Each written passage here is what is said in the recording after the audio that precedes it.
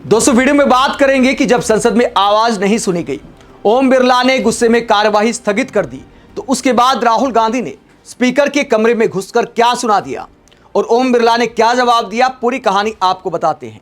युवाओं पर लाठीचार्ज को लेकर संसद मार्च पर जिस तरह से पुलिस एक्शन किया गया, छात्र छात्राओं सबको पीटा गया, उसके खिलाफ विपक्ष गुस्से में है, मोदी सरकार को टारगेट कर रहा है। आज काम रोको प्रस्ताव एक बार फिर लाने की कोशिश की, विपक्षी सांसदों ने ओम बिरला से डिमांड की, राज्यसभा में भी डिमांड की गई, लेकिन दोनों जगह पर ठुकरा दिया गया और दोनों जगह पर संसद की कार्रवाई को स्थगित कर दिया गया। उसके बाद राहुल गांधी ओम बिरला के कमरे में जाते हैं। दिल्ली पुलिस के साथ साथ ओम बिरला और उपराष्ट्रपति की इस निष्ठुरता को लेकर विपक्षी सांसद आहत हैं और क्या कहते हैं, पहले डिंपल यादव को सुनिए, उसके बाद तमाम विपक्षी नेताओं का बयान आपको सुनाएंगे। राहुल गांधी ने क्या बोला ओम बिरला को वो भी आपको बताएंगे। पहले डिंपल यादव क्या कहती हैं, जो प्रोटेस्ट में शामिल थी, थाने गई, अस्पताल गई, युवाओं का एक मां की तरह ध्यान रखा। डिंपल यादव के बहुत सारे वीडियो सामने आए हैं जो दिल को छूने वाले हैं और सब लोग उनकी तारीफ कर रहे हैं। डिंपल यादव ने क्या बोला मोदी सरकार को लेकर, जरा सुनिए। सरकार वहम नहीं कर रही है, अभी भी अपने अहंकार के तले ये लोग रिफॉर्म्स नहीं कर रहे हैं एजुकेशन सिस्टम में, ये एजुकेशन मिनिस्टर को नहीं हटा रहे हैं। तो मैं तो केवल इतना ही कहना चाहूंगी, जब इतना बड़ा आंदोलन हो गया, जो इतने बच्चों ने किया, युवाओं ने किया, सब लोग इसमें शरीक हुए, तभी भी इस सरकार का जब दिल नहीं पगला है, तो हमें इनसे कोई इस अहंकारी सरकार से उम्मीद नहीं करनी चाहिए और बस मन में बिठाना चाहिए, वोट के माध्यम से इनको हमको हराना है। एक यही हमारे पास एक हथियार है जिनको हरा के इनको यहाँ से हटाने का कार्य करना है। तो डिंपल यादव के इस बयान के मायने ये है कि जब सरकार गूंगी बहरी हो जाए, सरकार पत्थर दिल हो जाए, तो उसके बाद आंदोलन से बात नहीं बनती, वोट के माध्यम से ही आप सरकार बदल सकते हैं। इसके बाद मल्लिकार्जुन खड़गे, जिन्होंने संसद में आवाज उठाने की कोशिश की, लगातार दूसरे दिन चर्चा की मांग की, लेकिन इनकी मांग को नहीं सुना गया। तो मल्लिकार्जुन खड़गे गुस्से में क्या कहते हैं, जरा सुनिए। सरकार और पार्टी अगर युवाओं के साथ है, क्या बच्चियों के कपड़े फाड़ने के लिए, क्या बच्चों को लाठी मारने के लिए, क्या युवकों को दबाने के लिए और उनको आंसू बहाने के लिए लगाया और सुरक्षित रखने के लिए बोल रहे हैं? अरे आपको दूसरों को टॉन्ट मारने के बजाय दूसरी कोई भाषा नहीं आती? हम देखे बहुत से लोग, कोई भी ऐसा नहीं करता।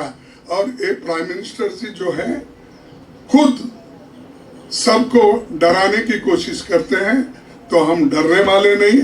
हम जो विद्यार्थी है, स्टूडेंट्स है, युवा है, उनकी आवाज हम उठाते रहेंगे और इसी के साथ जो राम मंदिर का भी हुआ उसके बारे में भी नेक्स्ट हम उठाएंगे और देश को बताएंगे, एक तरफ तो चोरी हो रही है, दूसरे तरफ सप्रेशन हो रहा है और हमारे जो बातें हैं उसको खत्म कर रहे हैं। धन्यवाद। तो मल्लिकार्जुन खड़गे कहते हैं कि सरकार दबाने की कोशिश कर रही है, छुपाने की कोशिश कर रही है। राम मंदिर चंदा चोरी का मामला, उस पर डिबेट के लिए तैयार नहीं।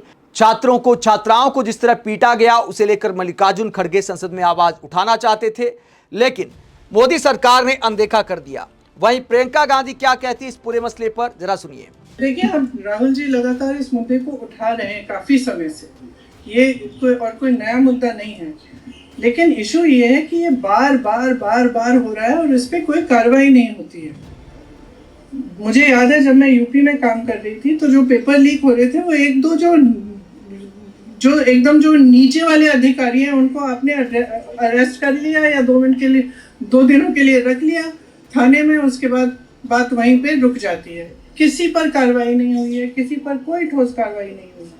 अब ये मुद्दा इतना ज्वलंत इसलिए है क्योंकि देश के युवा हैं और ये समझ रहे हैं कि हमारे फ्यूचर, हमारे भविष्य के लिए क्या है। हमारे माँ बाप लोन लेकर मुश्किल से हमें पढ़ाते हैं, हम लोग स्ट्रगल कर रहे हैं, वो ये कह रहे हैं ना, वो कह रहे हैं कि हम स्ट्रगल कर रहे हैं, हमारे लिए इतना मुश्किल है। आप कोचिंग सेंटर्स को देखिए, मैंने बहुत सारे देखे, और कोचिंग सेंटर्स में जाइए और कोई भी माँ बाप जानता है, मतलब किसी भी लेवल का, किसी भी सोसाइटी में आप जानते होंगे आपके बच्चे जब पढ़ते हैं तो कितना टेंशन होता है, कितना जब एग्ज़ाम होता है कितना टेंशन होता है। एज इट इज़ इतनी मुश्किल परिस्थिति है, ऊपर से आपने जॉब्स क्रिएट नहीं किए हैं इतने समय से, तो बच्चा अपने फ्यूचर को देख रहा है, कह रहा है कि मतलब मेरे फ्यूचर में फिर है क्या, मैं स्ट्रगल ही करते रहूं। मैं कह रही थी इंग्लिश में, मैं कह रही थी कि मैं कुछ ऐसे बच्चों से मिली थी जब मैं यूपी में काम कर रही थी, उस 26 साल के, 27 साल के, 28 साल के बच्चे कह रहे हमारी तो शादी भी नहीं हो रही है, हम कुछ कर नहीं पा रहे हैं, हम इंतज़ार कर रहे हैं कि हमारी नियुक्ति की लिस्ट आएगी, पेपर लीक हो जाता है, हम एग्ज़ाम देते हैं, कुछ पता नहीं चलता, उसके बाद फिर हम दोबारा देते हैं। तो मतलब ये एक बहुत ही जेन्युइन प्रॉब्लम है और इसको हल्के में कोई नहीं ले सकता। ये एक बहुत जेन्युइन प्रॉब्लम है। आज युवा बहुत ही दुखी है एक्चुअली। ये जो आप नाराज़गी देख रही हैं एक्चुअली दुख है कि हमारे फ्यूचर, हमारे भविष्य के बारे में कौन सोच रहा है। और इनकी सिंपल सी चीज़ है, आप प्रधानमंत्री हैं, आपकी जिम्मेदारी है, ये युवा हैं, हम सब इस सदन में रोज़ आते हैं, आप ना तो यहाँ पे आप चर्चा करना चाहते हैं, ना ऑपोजिशन को आप पॉइंट उठाने देते हैं, आप डिस्कस नहीं करना चाह रहे हैं। ये सदन है किसका? ये उन्हीं युवाओं का है ना जिसको आप रोक रहे हैं बाहर, जिन पर आप लाठीचार्ज कर रहे हैं, जिन पर आप आंसू गैस चला रहे हैं। ये तो मतलब ये सदन ही उनका है। हम सब यहाँ हैं, किसने हमें यहाँ रखा है? उन्होंने ये रखा है। तो उनकी बात तो सुन ले।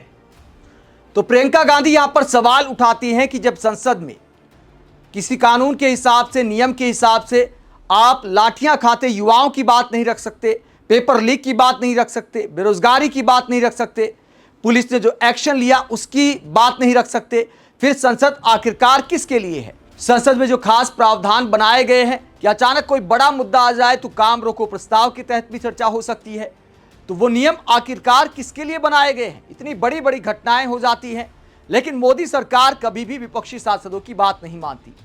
जब भी कहा जाता है कि बड़ा मुद्दा अचानक आ गया तो पहले इस पर चर्चा कर ली जाए, लेकिन स्पीकर साहब नहीं सुनते।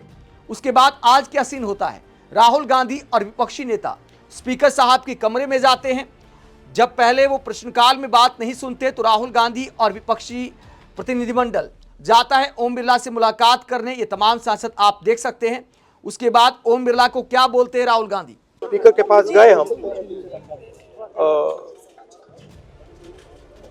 एंड हमने कहा कि देखिए हम स्टूडेंट इशू पे डिस्कस करना चाहते हैं और स्पीकर ने हमें कहा कि डिस्कशन के लिए उन्हें